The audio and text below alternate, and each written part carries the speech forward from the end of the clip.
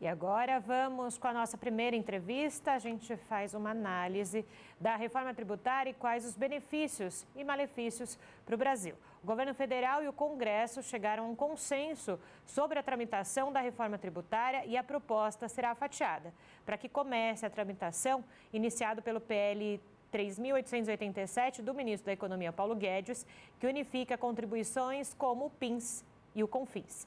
Sobre esse assunto, a gente conversa agora com Edson Fernandes, ele é advogado tributarista. Bom dia, doutor Edson, bem-vindo ao Jornal da Rede Alesp, tudo bem com o senhor?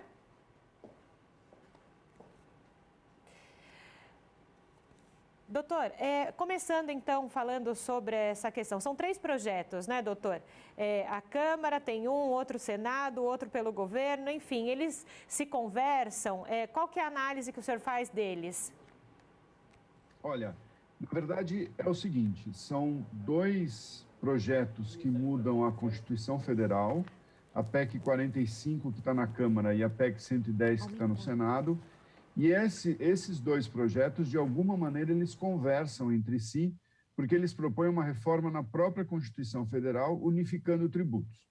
Qual a principal diferença? A principal diferença é que o da Câmara reúne 5 tributos e o do Senado reúne 9.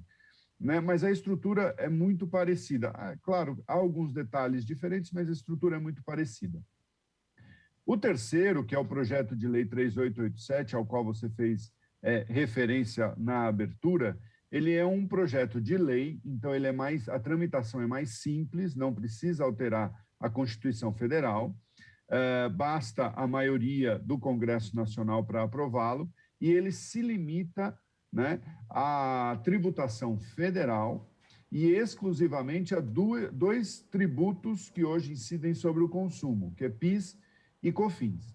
Então, o que acontece? O que aparentemente é a intenção do governo é começar de maneira progressiva. Então, começa somente com tributos federais, somente esses 2, e depois vai, com o tempo, expandindo essa unificação tributária. É o que o ministro Paulo Guedes chamou de reforma fatiada, né?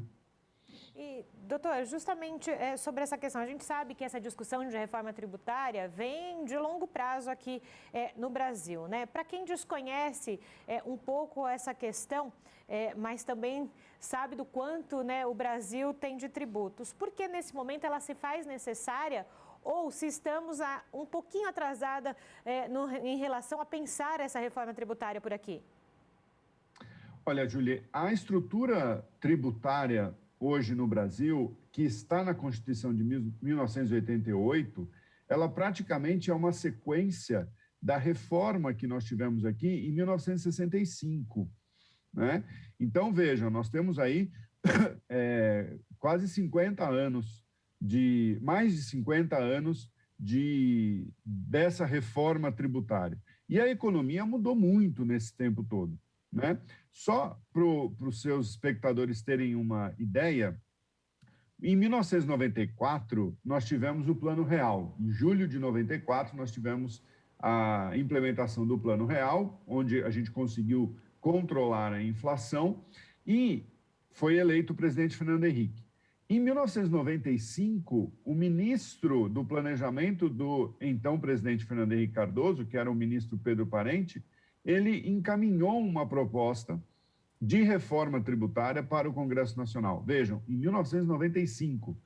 Desde lá, nós estamos tentando reformar o sistema com base numa economia diferente da economia do fim da década de 1960 e mais numa economia sem inflação, numa economia, ou pelo menos sem a hiperinflação que nós tínhamos, numa economia um pouco mais controlada. O que acontece agora, Júlia, é que nós fomos atropelados por aplicativos, por essa nova economia, economia digital, economia compartilhada. Então, efetivamente, o nosso sistema tributário hoje, ele não dá a resposta que precisaria dar a essas novidades. Essa é uma das críticas, inclusive, que são feitas aos 2 projetos que estão já no Congresso para alterar a reforma tributária, para alterar o sistema tributário na Constituição, porque dizem que esse, né, e eu até concordo com isso, que são projetos já antigos, né? Nós precisaríamos já modernizar ainda mais esse sistema tributário que nós temos. Ele é complexo, ele é para uma economia antiga, por isso gera muitas dúvidas com relação à economia nova, então ele precisa ser adaptado, ele precisa ser atualizado. E talvez começar, como o governo federal pretende, de maneira escalonada, de maneira paulatina, seja a melhor solução. O fato é que hoje, por exemplo, nós vamos discutir como é que se tributa os aplicativos de entrega de comida ou de tudo hoje, né? Você pode pedir tudo para ser entregue. Como é que se tributam os aplicativos de automóvel? Como é que se tributa os aplicativos de locação de imóveis? Então, é preciso mudar o nosso sistema para que ele esteja mais em dia, vamos dizer assim, com o que é a economia hoje. E, doutor, a pandemia trouxe grandes mudanças, né? Principalmente mudanças na economia. O quanto essa reforma tributária vai também mexer nessa questão econômica dos municípios que já perderam muito da sua arrecadação por questões econômicas nesses últimos meses? Como é que fica essa questão de reforma tributária para esses municípios que já perderam a arrecadação e temem perder ainda mais com o aumento dessa carga, de algum tipo de carga tributária? Como é que funciona, então, para os municípios? Muito bem colocado, Júlia, e uma pergunta muito importante, né? O André Franco Montoro, antigo governador de São Paulo, ele dizia que nós não moramos na União, nós não moramos no Estado, nós moramos no município, né? Então, o município é o ente federado mais importante para o cidadão, é o que está mais próximo do cidadão. E com a pandemia, você falou muito bem, foi aquele que mais perdeu. Por quê? Porque os municípios hoje, eles tributam o serviço, e esse serviço de pet shop, de salões de beleza, esse tipo de coisa, e foi o mais afetado, né? Na parte do Estado, por exemplo, que é o ICMS, teve, obviamente, alguns setores que foram impactados, mas muitos se continuou vendendo. Então, os municípios foram os mais afetados nesse ponto. O que acontece, assim, a reforma tributária pensada pelo governo, fatiada pelo governo, não atinge os municípios nesse momento. As reformas que estão na Câmara e no Senado, sim, essas atingiriam já os municípios, porque inclui o imposto sobre o serviço, que é o ISS, em todo nesse imposto único sobre o consumo que se pretende criar. Mas o interessante, Júlia, é que é o seguinte, antes da pandemia, por que os municípios tinham até uma certa resistência em aceitar esse ingresso, né? Porque eles poderiam perder receita em ter o imposto deles nesse imposto unificado. Porque o que tem acontecido, isso a gente percebe no dia a dia, né? Nós como cidadãos, como consumidores, que cada vez mais nós consumimos serviços e menos mercadoria, né? Então, muito mais hoje nós contratamos um carro para nos levar de um lugar a outro do que estamos interessados em adquirir um automóvel, né? Então, a economia, ela caminha do comércio para o serviço. E a expectativa de arrecadação dos municípios era muito grande por causa disso, né? Agora, com a pandemia, provavelmente a gente vai ter que repensar isso. Mas, de qualquer maneira, o que se espera é que depois de todo mundo vacinado, o que o governo federal promete até o fim do ano, o governo estadual até outubro, né? O que se espera é que a gente volte com alguma normalidade, né? Não vamos voltar como era antes da pandemia, mas com alguma normalidade a gente volte. E aí nós vamos voltar a discutir esse tema. Por isso, então, que é muito provável que os municípios estejam querendo esperar efetivamente para ver o que vai acontecer. Hoje eles foram bastante afetados, estão bastante afetados pela pandemia, mas nós estamos falando de uma reforma permanente, algo que vai ser eterno, o que a gente espera que a pandemia não seja. Então, os municípios provavelmente, apesar de estarem perdendo agora, eu não sei se eles ainda são, ou se eles já são favoráveis a essa reforma tributária. Então, mais uma vez, começar ela fatiada pode ser uma boa estratégia. E, doutora, a gente está falando dos impactos, então, em alguns setores e, na verdade, em alguns locais. Falando, então, a gente falou dos municípios, falando agora das empresas, dos empresários, dos trabalhadores. Qual o impacto, então, dessa reforma tributária para esses segmentos? Então, Julie, o que se diz é o seguinte, que um jargão no meio tributário econômico que empresa não paga imposto. Quem paga imposto são os consumidores, porque tudo isso é repassado para o preço. Só que nós temos que ver isso com uma certa ressalva, né? Porque não adianta, a empresa não vai conseguir repassar todo um aumento de carga tributária para o consumidor vai deixar de comprar se o preço ficar muito caro.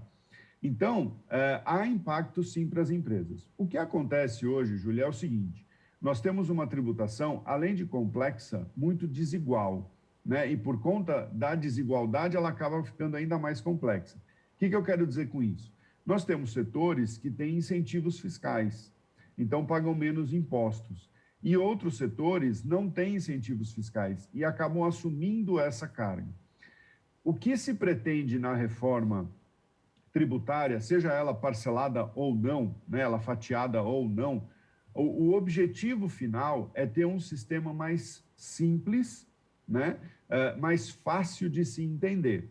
E isso requer uma uniformidade na tributação. Por que eu estou dizendo isso? Porque alguns setores vão ter redução na carga tributária, mas outros vão ter aumento de carga tributária.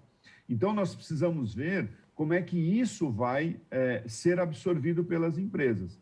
Por exemplo, as empresas prestadoras de serviço tendem a ter um aumento na carga tributária, porque hoje há muitas formas de você reduzir a tributação sobre o serviço.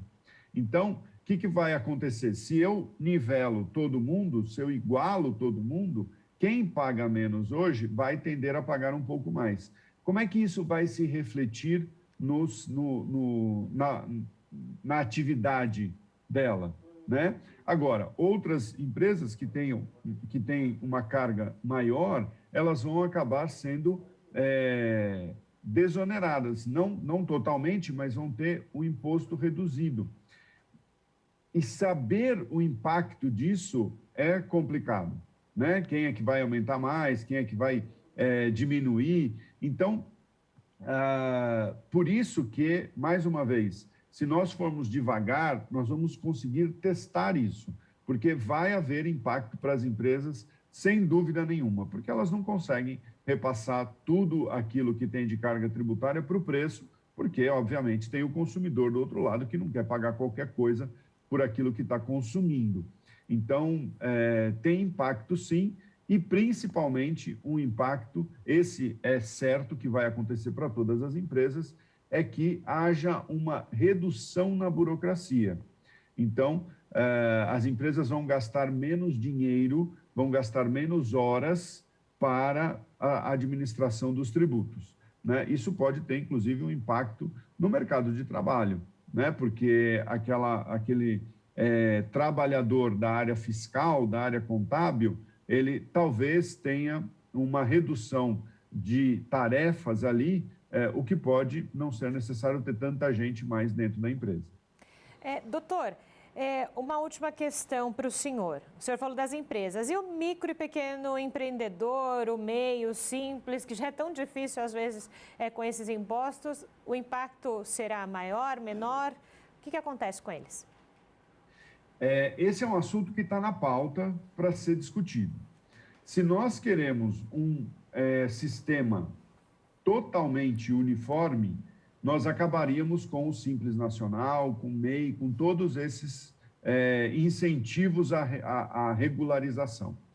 Então, o que acontece? Há setores econômicos e até setores políticos que não querem acabar com a questão do Simples Nacional, né?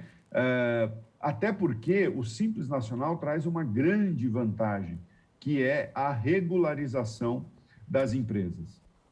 Se as empresas conseguem pagar aquele imposto, ou o MEI se enquadra na mesma situação, Se a empresa consegue pagar aquela sua carga tributária, aquele seu imposto, estando regular, ela estará regular, né? Não tem por que vender sem nota, fazer caixa 2, porque ela tem um imposto que ela consegue suportar, né? Se nós acabarmos com isso e todas as empresas passarem a entrar numa regra mais rígida de tributação, o que vai acontecer, né? Ou o que pode acontecer?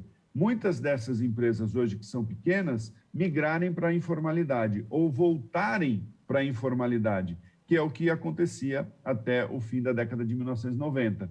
Quando houve, então, a implementação do Simples, a implementação do lucro presumido, isso tudo trouxe empresas para o mercado formal, trouxe empresas para a regularidade, o que é muito bom, né? Porque você vai ter empregos regulares, empregos formais, vai haver pagamento de tributo. Então, há uma disputa muito grande hoje. Se eu tivesse que apostar minhas fichas, Julie, eu diria que o Simples vai permanecer, até porque é uma norma constitucional. Então, eu imagino que continua o Simples como está e ele acaba sendo fortalecido quando diretamente, né, quando aquela atividade é direta com o consumidor. Como eu falei, atendimento em pet shop, em bares, restaurantes, salões de beleza, oficinas mecânicas, escolas de inglês, escolas no geral. Então, com isso, deve ser mantido o Simples Nacional. Eu apostaria que ele vai ser mantido pelos benefícios que ele traz. Perfeito, doutor Edson. Muito obrigada, viu, pela contribuição do senhor. Bom dia por aí. Bom dia, eu que agradeço.